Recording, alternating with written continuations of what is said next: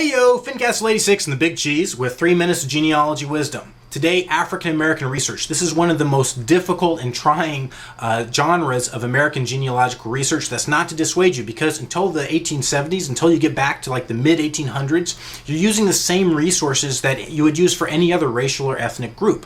However, the institution of slavery deeply influenced the African American experience, especially in the Civil War and before then, because slaves were not accorded full legal status in the United States. Now, not all African Americans during the Civil War and before the Civil War were slaves. There are a lot of freedmen, obviously, during the period of slavery, especially up in the North. And they would have been recorded in the same census schedules and other records that anybody else was recorded.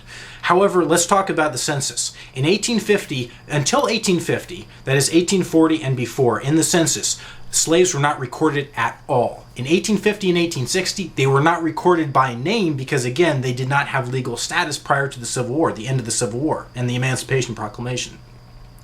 However, they would have been recorded, so if you have clues about the owner of a slave plantation they lived on, you might be able to find a record of them, but you'll never be sure if it was actually them because it won't have their name. It'll have their age, it'll have some information about them, maybe their complexion, but it's not going to have their name.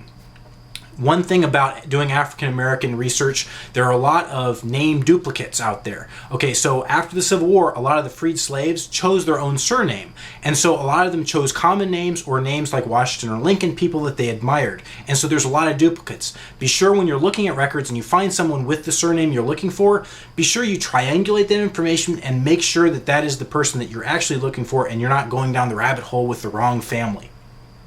So that's the census.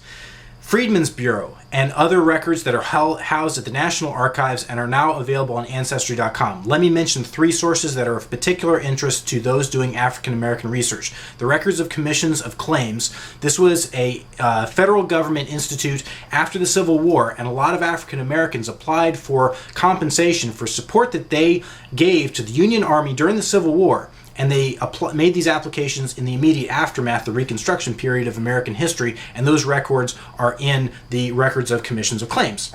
There's also the Freedmen's Savings and Trust Company. This was a federally mandated, a congressionally sponsored bank for freed slaves and African Americans who served in the Union Army during the Civil War to have their savings accounts and bank accounts. And it only lasted until the mid-1870s, I think. I think it shut down in 1874. But anybody who signed out an account with that, they're going to be in that record. Lastly, the records of the Freedmen's Bureau. The Freedmen's Bureau was a federal bureau that was supposed to help freed slaves and do other things having to do with Reconstruction in the South after the Civil War. There's a lot of records out there. There's marriage records, there's land bounties, there's all kinds of things, work contracts, and those records are housed, they're microfilmed, and a lot of them are digitized.